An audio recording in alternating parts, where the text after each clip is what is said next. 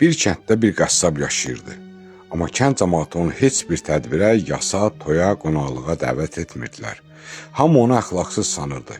Çünki o ət sataraq qazandığı pulla şərab alırdı. Əgər artıq pulu qalırdısa, həmin gün evə 2 qadın gətirirdi. Elə qadınlar ki, adamlar onların adlarını belə uzadan çəkmirdilər. Buna görə də kəndlilər ona nifrət edir, ona xor baxır, ondan yan gəzirdilər. Amma kənddə başqa qəssab olmadığından əti ondan alırdılar.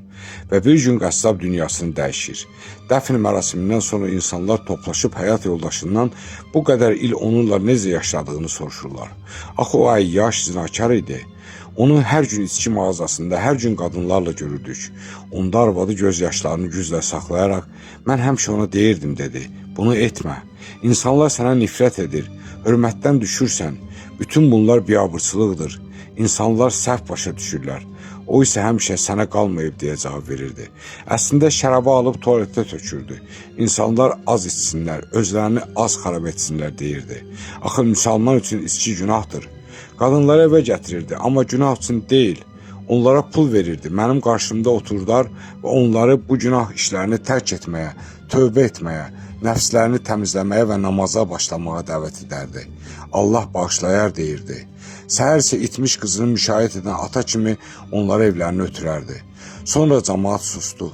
Utanıb başlarını aşağı dikdilər. Çünki bütün bu illər onun haqqında həmişə pis fikirləşmişdilər.